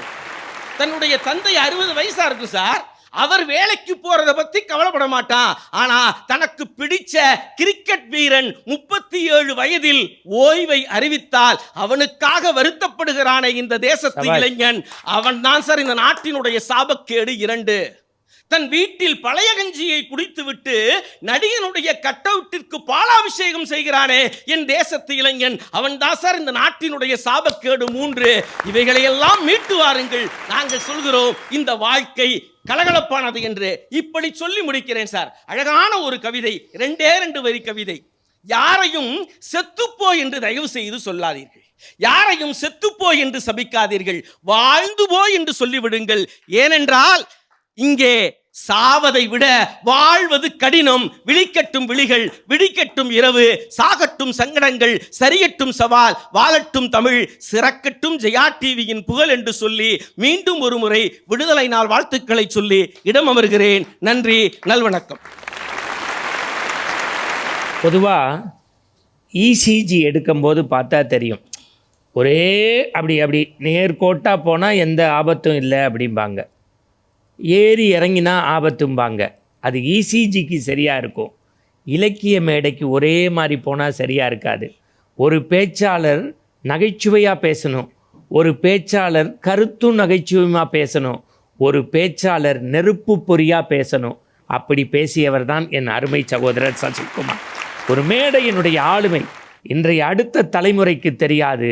என் அன்புக்குரியவர்களே, நாஞ்சில் நெடுமாறன் என்று ஒருவர் இருந்தார். அப்படி அவர் பேசத் தொடங்கினார் என்றால் நம்முடைய உடம்புகளில் ஒரு மாற்றம் வரும். புலவர் ஆவா ராஜகோபாலன் என்று திருச்சியை சேர்ந்தவர் இருந்தார். அடுத்த தலைமுறைகளுக்கு அவரை பற்றி மேடைகளில் சொல்வதற்கு நேரம் இல்லை. அவர் ஒரு கர்ணனை பற்றி பேசினால், துரியோதனன் பற்றி பேசினால் அவராகவே மாறிவிடுவார். இன்னும் சொல்ல போனால் என் அன்புக்குரியவர்களே, பூம்புகார் ஜெகநாதன் என்று ஒருவர் இருந்தார். அவர் பேசினார் என்றால் மயாகோஸ்கியையும் கண்ணதாசனையும் கண்முன்னே நிறுத்துவார்கள். அவர்கள் இல்லையே என்கின்ற குறையை போக்கிய சசிகுமாருக்கு ஒரு அரங்கு நிறைந்த பாராட்டு. ஒரு பேச்சு, நான் ஆரம்பத்திலே சொன்னேன், ஒரு இஸ்திரியை அப்படி போட்டு கிளிப்பு போட்டால் எப்படி இருக்கும், அதுவும் கதருடைக்கு கஞ்சி போட்டால் எப்படி கம்பீரமாக இருக்குமோ, அது 1000 பிளேசரை விட கதருடை நின்று பேசும். சசியின் பேச்சு இன்னும் நூற்றாண்டுகளுக்கு நின்று பேசும். அவருக்கு என்னுடைய நெஞ்சம் நிறைந்த வாழ்த்துக்கள். இதுக்கப்புறமும் ஒருத்தரால் பேச முடியும்னா ஒன்று பாண்டிச்சேரிக்காரனால் பேச முடியும், இல்லை கடலூர்காரனால் பேச முடியும். இப்போ பாண்டிச்சேரி வழியாக கடலூர்லேருந்து வந்திருக்கக்கூடிய நம்முடைய காளிதாஸ் பேசுவார். நடுவர் அவர்களே, நல்ல ஒரு தலைப்பு. இன்றைய வாழ்க்கை சூழல் கலகலப்பாக இருக்கிறதா, கவலையாக இருக்கிறதா? இப்போது கலகலப்பாக இருக்குதுன்னு பேசுகிற எங்கள் 3 பேருக்கும் கவலையாக தான் இருக்குன்னு பேசுகிற அந்த 3 பேருக்கும் இருக்கிற வித்தியாசம் என்ன தெரியுமா? குடும்பத்தோட வாழறது நாங்கள், அதனால் எங்கள் வாழ்க்கை கலகலப்பாக இருக்குது. குழப்பத்தோடவே வாழறது அவங்க, அதனால் அவங்க வாழ்க்கை கவலையாக இருக்குது. சார், இருக்கிறத வச்சு வாழணும்னு நினைக்கிறது நாங்கள், அதனால் எங்கள் வாழ்க்கை கலகலப்பாக இருக்கிறது. இல்லாததை நினச்சி ஏங்குறது அவங்க, அதனால் அவங்க வாழ்க்கை கவலையாக இருக்குது. இன்னும் சுருக்கமாக சொல்லணும்னா, தாங்கிட்ட இருக்கிறத மற்றவங்களுக்கு கொடுக்கணும்னு நாங்கள் நினைக்கிறோம், அதனால் நாங்கள் கலகலப்பாக இருக்கோம். அதை கெடுக்கணும்னு அவங்க நினைக்கிறாங்க, அதனால் அவங்க வாழ்க்கை கவலையாக இருக்குது. நீங்கள் ஒன்றும் இல்லை, இப்போ கலகலப்புன்னு நாங்கள் 3 பேர் பேசுகிறோம்ல, எங்களையும் கவலைன்னு அந்த 3 பேர் பேசுகிறாங்கல்ல, அவங்களையும் கொஞ்சம் பாருங்களா. இந்த 3 பேருக்கு மட்டும்தான் வாழ்க்கை கவலையாக இருக்குது அப்படின்னு அவங்க பேசுகிறாங்க. ஆனால் இந்தியாவில் இருக்கக்கூடிய 140 கோடி மக்களுக்கும் வாழ்க்கை கலகலப்பாக இருக்குன்னு நாங்கள் பேசுகிறோம். சார், இன்னைக்கு காலம் மாறிடுச்சு, மனுஷன் மாறிட்டான். நீங்கள் யோசிச்சு பாருங்களா. அம்மிக்கல் இன்னைக்கு மிக்சியாக மாறிடுச்சு, ஒப்பு உரல் இன்னைக்கு கிரைண்டராக மாறிடுச்சு, டெலிஃபோன் இன்னைக்கு செல்ஃபோனாக மாறிடுச்சு, கடிதங்கள் இன்னைக்கு வாட்ஸ்அப்பாக மாறிடுச்சு, அன்னைக்கு இருந்த கருப்பு படம் இன்னைக்கு கலர் படமாக மாறிடுச்சு. ஆனால் இந்த இந்தியாவில் இதுவரைக்கும் மாறாத ஒன்று இருக்குது. அது எதுன்னா அந்த 3 பேர் மட்டும்தான். அடே நடுவர் அவர்களே, எங்கள் அருண் சொன்னார் இல்லை ஆரம்பிக்கும் போதே, ஏங்க குமாப்பட்டிக்கு வாங்க. நான் கேட்கறனால என்ன தப்புன்றேன். ஒரு பையன் வீடியோ போட்டான் சார், ஏங்க குமாப்பட்டிக்கு வாங்க, தண்ணியை பாருங்க சர்பத்து மாதிரியே இருக்கு, இந்த பக்கம் பார்த்தா ஐலாண்டு. ஒரு விஷயம் சொல்லட்டுமா, அவன் ஒரு வருத்தத்தோட ஒரு வீடியோ பதிவிட்டான். நீ ஏன்டா இல்லாத ஒன்று இருக்கிற மாதிரி போட்டேன்னு கேட்டதுக்கு அவன் ஒரு பதில் சொன்னான். சார், என் ஊருக்கு அடிப்படை வசதிகள் தேவைன்னு சொல்லிட்டு அத்தனை கடுதாசி போட்டோம், ஒருத்தர் கூட கண்டுக்கல. ஆனால் இல்லாத ஒன்று இருக்கிறதா நான் போட்டேன். பக்கத்து மாவட்டத்துக்காரனுக்கு தெரியாத கூமாப்பட்டியை கூட கூகுள் மூலமா நான் உலகம் முழுக்க தெரிய வச்சுன்னு சொன்னான்னா, இதை தான் ஒரு கவிஞன் கூட அழகா சொல்லுவான். கேட்பது கடல் அளவு, கிடைப்பது கையளவு என்று சொன்னால் இந்த கையையே கடலாக நினைத்துக் கொள்ளுங்கள். நடுவர் அவர்களே, அவங்க என்ன நினைச்சிட்டு இருக்காங்க, மகிழ்ச்சின்றது நாம பெறது மட்டும்தான் மகிழ்ச்சி அப்படின்னு நினச்சிக்கிட்டு இருக்காங்க. ஒரு உண்மையை சொல்லணும்னா, நாம பெறுவது மட்டும் மகிழ்ச்சி கிடையாது, நம்மளால் மற்றவர்கள் பெறுகிறாங்க பார்த்தீங்களா, அந்த மகிழ்ச்சியை எந்த ஒரு பணக்காரனாலையும் விலை கொடுத்து வாங்க முடியாது. அப்படி பிறரை மகிழ்ச்சி படுத்தவங்களை வரிசைப்படுத்தி காட்டட்டுமா சார்? கோயம்புத்தூரில் 90 வயசில் கமலாத்தான்னு ஒரு பாட்டி சார், 1 ரூபாய்க்கு இட்லி கொடுக்குது. இப்போ பத்திரிகை நிருபர்கள் போயிட்டு அந்த பாட்டிக்கிட்ட பேட்டி எடுக்கிறாங்க. ஏமா 1 ரூபாய்க்கு இட்லி கொடுக்குறிய என்னம்மான்னு கேட்கும்போது அந்த பாட்டி ஒரு வார்த்தை சொன்னிச்சு சார், இன்னைக்கு இல்லை நான் செத்து போனாலும் 1 ரூபாய்க்கு தான் நான் இட்லியை கொடுப்பேன்னு சொன்னிச்சுன்னா, இன்னும் கொஞ்ச நாள் கழிச்சு அந்த பாட்டி இறந்து போயிடும். ஆனால் அந்த பாட்டியினுடைய கையால் பசி மாறிய ஒரு மனிதன் ஏதோ ஒரு மூலையில் மகிழ்ச்சியாக வாழ்ந்து கொண்டிருக்கான் என்று சொன்னால் அவனுடைய வாழ்க்கை கலகலப்பாக தானே இருக்குது. வாட்ஸ்அப்பை பற்றி, ஃபேஸ்புக்கை பற்றி வழக்குன்னு அருண் சொன்னார்ல, இன்னைக்கு வாட்ஸ்அப் வந்து கெட்டு போயிடுச்சு, ஃபேஸ்புக் வந்து கெட்டு போயிடுச்சு, இன்ஸ்டாகிராம் வந்து கெட்டு போயிடுச்சுன்னு. ஒரே ஒரு விஷயம் சொல்லணும்னா, சேலம் மாவட்டம் தம்மம்பட்டியில் நடராஜ் அப்படிங்கிற ஒரு லாரி ஓட்டுநர் அவர் என்ன பண்றாரு, வங்கியில கடன் வாங்கி ஒரு லாரியை வாங்கிடுறாரு. சங்ககிரியில சரக்கு ஏத்திக்கிட்டு போன லாரி மேற்கு வங்கத்தில் போய் விபத்துக்குள்ளாயிடுச்சு. அவருக்கு தமிழை தவிர வேற எந்த மொழியுமே தெரியல. என்னடா பண்ணலாம் ஏதுடா பண்ணலான்னு சொல்லிட்டு சேவகன் அப்படிங்கிற ஒரு ஆப் மூலயமா கண்ணீர் மல்க ஒரு வீடியோ வெளியிடுறாரு. அந்த வீடியோவை பார்த்துட்டு தமிழ்நாட்டில் இருந்த அத்தனை லாரி ஓட்டுநர்களும் அத்தனை லாரி உரிமையாளர்களும் 234 ரூபாய் அவருடைய அக்கௌண்ட்டுக்கு அமௌண்ட்டை செலுத்தி மேற்கு வங்கத்தில் இருந்து ஒரு லாரியையும் லாரி ஓட்டுநரையும் தமிழகத்திற்கு கொண்டு வந்தார்கள் என்று சொன்னால் ஒரு கவிஞன் தான் அழகா சொல்லுவான், உயர்ந்தவர்களுக்கு உதவுவதை விட பிறரை உயர்த்துவதற்கு உதவுங்கள், அதுதான் உண்மையான மகிழ்ச்சின்னு சொன்னா உதவியை பெறக்கூடிய ஒவ்வொருவரும் மகிழ்ச்சியா தான் இருக்கும். நிறைவாக நான் இப்படி சொல்றேன், தூத்துக்குடியில பொன் மாரியப்பன் அப்படிங்கிற ஒருத்தர் ஒரு சலூன் கடை வச்சிருக்காரு. 8வது மட்டும்தான் படிச்சிருக்காரு, தான் படிக்கல. ஆனாலும் தனக்கு பின்னால் வரக்கூடிய சந்ததியினர்கள் படிக்கணும்னு சொல்லிட்டு அந்த சலூன் கடைக்குள்ள போனா அந்த சலூன் கடையில் என்னென்ன இருக்கும், தலைக்கு போட்டுக்கிற டை இருக்கும், முகத்துக்கு போட்டுக்கிற ஃபேஷியல் இருக்கும். ஆனால் இதையெல்லாம் தாண்டி அவருடைய சலூன் கடையில் என்ன தெரியுமா இருக்கு, பல புத்தகங்களை அடுக்கி வைத்திருக்கு. அந்த ஒரு புத்தகத்தை முழுவதும் படித்து முடிச்சா முடிவெட்டுறதுக்கு 150 ரூபா வாங்கினார்னா 50 ரூபாயை குறைச்சிட்டு 100 ரூபா வாங்கிக்கிறாரு. அந்த புத்தகத்தினுடைய அரைப்பக்கத்தை படித்தா 150 ரூபாயில் 75 ரூபா வாங்கிக்கிறாரு. சார் உங்களுக்கு வாழ்வாதாரமே இதுதானே, இதனால நீங்கள் எதுக்கு காசை குறைக்கிறதுன்னு கேட்கும்போது அந்த மனுஷன் ஒரு வார்த்தை சொன்னார், என்னால் படிக்க முடியல, ஆனால் எனக்கு பின்னால் வரக்கூடிய சந்ததியினர் படிக்கணும். ஒரு விஷயத்தை யோசிச்சு பாருங்களா, முடி எடுக்கின்ற இடத்தை கூட ஒரு மனிதன் முடிவெடுக்கின்ற இடமாக ஒருவன் மாற்றினார் என்று சொன்னால் அவர் வெறும் சலூன் கடைக்காரர் மட்டுமல்ல, இந்த சமூகத்தினுடைய செயற்பாட்டாளர் என்று கூறி இங்கு வாழுகின்ற ஒவ்வொரு மக்களும் கலகலப்பாகத்தான் வாழ்கிறார்கள் என்று கூறி நல்லதொரு வாய்ப்பிற்கு நன்றி கூறி விடைபெறுகிறேன். நன்றி, வணக்கம், ஜெய்ஹிந்த். நயாகரா நீர்வீழ்ச்சியை பார்ப்பது என்பது ஒரு வகை, ஆனால் குடிசை வீட்டுக்குள்ளிருந்து மழைத்துளியை கையில் சொட்டு வாயில் ரசிப்பது என்பதுதான் வாழ்க்கையின் ரசனை. இதற்கு முன்பு பேசியவர்கள் குற்றால நீர்வீழ்ச்சி போல சசிகுமார் கொட்டினார்கள். ஒரு அன்னலட்சுமி நயாகரா நீர்வீழ்ச்சி போல ரவிக்குமாரும் அவரும் பிரம்மாண்டத்தை காட்டலாம். ஆனால் ஒரு குடிசைக்குள் இருந்து கொட்டும் மழைநீரை குடிநீராய் மாற்றிய பெருமை தம்பி காளிதாசுக்கு. இந்த பட்டிமன்றத்தை வேறொரு தளத்திற்கு கொண்டு போய் சென்றிருக்கிறார். அதற்கெல்லாம் நிறைவாக உங்களுடைய இதயத்தில் உறுதியாக கருத்துக்களை பரப்புவதற்கு நாகர்கோவிலிருந்து வருகின்றார் அருமை தங்கை மலர்விழி. அருமையான ஒரு தலைப்பு இன்னைக்கு ஜெயா தொலைக்காட்சி நமக்கு தந்திருக்கிறது. இன்றைய வாழ்க்கை சூழல் நமக்கு கலகலப்பாக உள்ளதா இல்லை கவலையாக உள்ளதா, அவ்வளவுதானே. இதுக்கே அந்த 3 வரை இவ்வளவு டென்ஷன் ஆனாங்க. முதல்ல எங்க அண்ணன் குழந்தைகள் பக்கத்தில் உட்காருங்கள், பேசுங்கள், மகிழ்ச்சியாக வாழலாம் அப்படின்னு சொன்னார். உண்மைதான். ஆனா குழந்தை பிறக்கும் போதே அழுதுகிட்டுலாம் நீதிபதி அவர்களே பிறக்குது. குழந்தை பிறக்கும் போதே குவா குவான்னு அழுவுது. இப்போ ருவா ருவா ருவான்னு இல்ல அழுவுது. தங்கச்சி அன்னலட்சுமி, கலகலப்பா இருக்கிறோம், நீங்க கலகலப்பா இருக்கிறீங்கம்மா, உங்க வீட்டுக்காரரு கவலையா இருக்கிறாருல்ல, என் தம்பி கல்வி கற்றால் நாம் மேன்மை அடையலாம் அப்படின்னாரு. பெற்ற பிள்ளை கைவிட்டாலும் கற்ற கல்வி உன்னை கைவிடாதுனாரு. உண்மைதான். கல்வி என்பது அழியாத செல்வம் தான். ஆனால் எல்லா செல்வத்தையும் அழித்தால் தான் இன்றைக்கு கல்வியே கற்க முடிகிறது என்பதனை மறந்து விடாது. படித்தவன் பாடம் நடத்துகிறான், படிக்காதவன் பள்ளிக்கூடமே நடத்துகிறான். ஆசிரியர் மாணவர்களை அடிக்க முடியலங்க. இது என்ன சூழல்?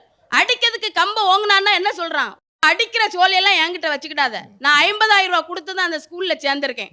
ஆசிரியர் மூக்கால் அழுகுறாரு, ஏய் நான் உன்னை கொல்லாம விட மாட்டோம்டா, நானும் 1 லட்சம் ரூபாய் கொடுத்தாண்ட அந்த ஸ்கூலுக்கு வேலைக்கு வந்திருக்கேன். அந்த பக்கமா அந்த ஹெட் மாஸ்டர் சொன்னார், டேய் நீங்க 2 பேரும் போடுற சண்டையில நான் கொடுத்த 10 லட்சத்தை சொல்லிருங்கடா அப்படின்னார். இந்த மாதிரி சூழலில் இன்னைக்கு கலகலப்பா கல்வியை கற்க முடியுமா என்பதுதான் எங்களுடைய கேள்வி. நான் ஒரு விஷயம் சொல்றேன், இந்த வாழ்க்கை சூழல் இன்னைக்கு எப்படி இருக்குன்னா, கால் நனையாமல் கடலை கடந்தவர்கள் உண்டு, ஆனால் கண் நனையாமல் வாழ்க்கையை கடந்தவர்கள் யாருமே கிடையாது. இந்த உலகத்திலே 2 பேர் தான் கலகலப்பா இருக்காங்க. ஒருத்தன் செத்து போயிட்டா, இன்னொருத்தன் பிறக்கவே இல்லை. இந்த 2 பேரும் தான் கலகலப்பா இருக்காங்க. நடுவர் அவர்களே, எல்லாமே ஏன் இன்னைக்கு கவலைக்கிடமா இருக்கும் தெரியுமா? கவலைக்கு இடம் கொடுத்து கவலைக்கிடமாக மாறிவிட்ட சூழல் தான் இன்றைக்கு இருந்து கொண்டிருக்கிறது. ஏங்க முதல் வெற்றி எதுல தீர்மானிக்கப்படுகிறது? தம்பி காளிதாஸ், உன்னுடைய முதல் வெற்றி எதில் தீர்மானிக்கப்படுகிறது என்று சொன்னால், முதலில் உன்னை நீ ரசிப்பது, உன்னை நீ மதிப்பது, உன் மீது நீ நம்பிக்கை கொள்வது, அதுதான் உன்னுடைய முதல் வெற்றி. ஆனா நம்ம இன்னைக்கு என்ன நினைக்கிறோம்? பேசாம பொம்பளை பிள்ளையா பிறந்திருக்கலாமோ அப்படிங்கிற கவலை சிலருக்கு. பேசாம நம்ம ஆம்பளை பிள்ளையா பிறந்திருக்காமோ அப்படி ஒரு கவலை. நான்லாம் நினைக்கிறேன் பிறக்காமலே இருந்திருக்கலாமோ அப்படி ஒரு கவலை எனக்கு. ஆமா, சிலவங்க என்ன பண்றாங்க, கருப்பா பிறந்துட்டோமேன்னு கவலை. இப்போ கருப்பா இருந்தா என்னங்க கஷ்டம்? ஒரு கவிஞன் அருமையா ஒரு கவிதை எழுதினான். ராமன் கருப்பென்றால் ரசிக்கிறார்கள், ராமாயி கருப்பென்றால் வெறுக்கிறார்கள், கருப்பென்றும் சிவப்பென்றும் கணக்கு பார்த்தா வருகின்றான் காமன், அவன் எல்லோருக்கும் காமன் அப்படின்னு ஒரு கவிதை எழுதினான். சிலவங்களுக்கு என் தம்பி சொன்ன மாதிரி முடி கொட்டுதேன்னு கவலைங்க, முடி கொட்டுதேன்னு கவலைப்படுறான். அது மட்டும் இல்ல, திருமணம் ஆகாதவனுக்கு தாலி கட்ட முடியலையேன்னு கவலை, திருமணம் ஆனவனுக்கு வீட்டு வாடகை கட்ட முடியலையே, ஸ்கூல் ஃபீஸ் கட்ட முடியலையே, போன் பில் கட்ட முடியலையே, ஹாஸ்பிட்டல் பில் கட்ட முடியலையேன்னு எவ்வளவு கவலை நம்ம நாட்டில் இருக்கு தெரியுமா நடுவர் அவர்களே? இன்னைக்கு இளைஞர்களுக்கு எவ்வளவு பெரிய கவலை. காதலிச்சா கவலை, காதலிக்கலன்னா கவலை. காதல்னா என்ன தெரியுமா? வலிய போய் வலியை வாங்குவதுதான் காதல் நடுவர் அவர்களே. இளைஞர்களுக்கு எவ்வளோ கவலை இருக்கு தெரியுமா? படுத்த உடனே தூக்கம் வரலையேன்னு கவலை, படிச்ச உடனே வேலை கிடைக்கலையேன்னு கவலை, பசித்தவுடன் சாப்பிட முடியலையேன்னு கவலை இளைஞர்களுக்கு இருக்குதா இல்லையா? முன்னாலாம் பொம்பளை பிள்ளை படிச்சுட்டு வரணுமேன்னு கவலை, இப்போ பொம்பளை பிள்ளை படிச்சுட்டு பத்திரமா வரணுமேன்னு கவலையா. அது மட்டும் இல்ல நடுவர்களே, ஒரு விஷயத்த சொல்றேன். சில காயங்கள் மருந்தால் ஆறும், சில காயங்கள் மறந்தால் தான் ஆறும். சபாஷ். எங்க பணக்காரர்கள் சொத்துக்காக அலைகிறார்கள், ஏழைகள் சோத்துக்காக அலைகிறார்கள். இதுதான் வித்தியாசம். பணம் இல்லையே இன்னைக்கு எவ்வளோ கவலைங்க. எல்லாருக்கும் மனசு கஷ்டம், மனசு வலி வந்த உடனே மருந்தை தேடி போகிறோம். இன்னைக்கு நம்ம தமிழ்நாட்டினுடைய நிலைமை என்ன தெரியுமா? எந்த மருந்தை தேடி போகிறோம்? மதுக்கடையை நோக்கி போகிறோம். அங்கே ஒரு 100 மருந்து ஆண்களுக்கு இருக்கு. மனசு வலி வந்த உடனே ஆண்களுக்கு 100 மருந்து இருக்கு. பெண்களுக்கு வலி வந்தால் ஒரே மருந்து, அவளுடைய பிள்ளைகள் மட்டும்தான் என்பதனை மறந்து விடாதீர்கள். எவ்வளோ கவலை இருக்குங்க. அவங்க சொல்ற மாதிரி வாழ்க்கை என்பது கலகலப்பா இருக்குன்னே வச்சுக்கோங்க. இன்னைக்கு தேசப்பட்டு இருக்கா பிள்ளைகள்கிட்ட? வஉசி தெரியுமான்னு கேட்டா ஊர்வசியை தெரியுங்கிறாங்க. எட்டயபுரத்தில் பிறந்தவர் யார் அப்படின்னார் ஆசிரியர். எங்க பெரியப்பா சுப்பையா சார் அப்படிங்கிறான் அவர். இன்னைக்கு வாட்ஸ்அப்ப தெரியுது, வாஞ்சநாதனை தெரியுதா, ஃபேஸ்புக் தெரியுது, உங்களுக்கு பகத்சிங்கை தெரிகிறதா என்பதுதான் எங்களுடைய கேள்வி. ஒரு கவிஞன், ஒரு இளைஞன் சொன்னான், மகாத்மா காந்தியை நான் தினமும் வணங்குகிறேன், ஏனென்று சொன்னால் விடுதலை வாங்கி தந்ததற்காக அல்ல, விடுமுறை வாங்கி தந்ததற்காக அப்படிங்கிறான். இது எவ்வளவு பெரிய கவலையை நமக்கு அளிக்கிறது. அவங்க சொன்ன மாதிரி வாழ்க்கை கலகலப்பா தான் இருக்குன்னு சொன்னா, மருத்துவமனைகள் எதற்கு, மதுக்கடைகள் எதற்கு, கோயில் எதற்கு, காவல் நிலையங்கள் எதற்கு, நீதிமன்றங்கள் எதற்கு? இவையெல்லாம் இருந்தால் வாழ்க்கை கவலையாகத்தான் இருக்கும் என்று அனைவருக்கும் மீண்டும் சுதந்திர தின நல் வாழ்த்துக்களை சொல்லி நிறைவு செய்கிறேன். நன்றி, வணக்கம். ஒரு செய்தி சொல்வார்கள், மூர்த்தி சிறிது கீர்த்தி பெரிது என்று. மூர்த்தி சிறிது கீர்த்தி பெரிது என்று. அதற்கு வாழ்வாக வாழ்ந்து கொண்டிருப்பவருடைய ஒருவருடைய பேச்சு வேண்டுமென்றால் அதுதான் என் தங்கை மலர்விழியினுடைய பேச்சு. இன்றைக்கு பட்டிமண்டபம் ஒரு நிறைவை நோக்கி நகர்ந்து கொண்டிருக்கிறது. இவர் எப்படி பேசினார், அவர் எப்படி பேசினார், இவர் எப்படி என்று எடை போடுவதை விட ரவிக்குமாரும் காளிதாசும் என்னுடைய அருமை தங்கை அன்னலட்சுமியும் ஒரு பிடி உயர்த்தி பிடித்தார்கள் பட்டிமண்டபத்தை என்றால், என்னுடைய அருமை சகோதரன் அருண் அவர்களும் சசி அவர்களும் தங்கை மலர்விழி அவர்களும் அதை உச்சாணி கொம்பில் பறக்க விட்டிருக்கிறார்கள். 6 பேருக்கும் ஒரு அரங்கு நிறைந்த பாராட்டை நாம் தரலாம். சிரித்து மகிழ்வதற்கான தலைப்பு என்று நீங்கள் நினைக்கலாம், ஆனால் நம்முடைய வாழ்க்கையை பற்றிய தலைப்பு. இந்த பகுதியிலேருந்து 3 பேர் பேசினது இப்படி தான் நான் யோசிக்கிறேன். தவறுகள் செய்து நாள்தோறும் பால் பாயசம் சாப்பிடுவதை விட, தவறுகள் செய்து நாள்தோறும் பால் பாயசம் சாப்பிடுவதை விட நேர்மையோடு நடந்து தினசரி கூழ் குடிப்பது தான் வாழ்க்கை என்று அவர்கள் சொல்லி இருக்கிறார்கள். ஆனால் இவர்கள் என்ன சொல்கிறார்கள்? நம்முடைய எண்ணம், சொல், செயல் இவை 3ம் ஒரே நேர்கோட்டில் இருந்தால் வாழ்க்கை கலகலப்பு. கற்பை பற்றி மணிக்கணக்காக யார் பேசுகிறார்? 4 மனைவிக்கு சொந்தக்காரன் தான் கற்பை பற்றி மணிக்கணக்காக மேடைகளில் பேசுகின்றான். ஜாதியை ஒழிப்போம் என்கின்றான். அவனுடைய அருகே இருப்பவர் நம்ம ஜாதியுமா தலைவர் என்ன, நம் ஜாதியை தவிர மற்ற ஜாதிகளை ஒழிப்போம். மனிதன் எங்கே போவான்?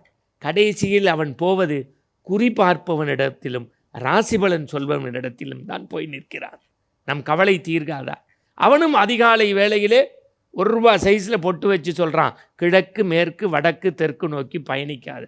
ஏண்டா இருக்கிறதே 4 திசை, இதுவாது பரவாயில்ல. அன்னலக்ஷ்மி என்கிட்ட சொன்னாங்க, அண்ணன் நீங்கள் இவ்வளவு டிவியில் பேசினதுக்கப்புறமும் இன்னும் கொஞ்சம் பிரபலமாகணும்னே, எங்கள் ஊரில் ஒரு ஜோசியர் இருக்காருன்னு விட்டுருமான்னு, பேரியல் பேராசான். அந்த ஆள் 5000 ரூபாய் என்கிட்ட வாங்கிட்டு 5 நம்பரை கூட்டி 7ஆல் வகுத்து 8ஆல் கழித்து பேர் நல்லா இருக்கு, இன்ஷியலை மாற்றிக்கங்கிறான்.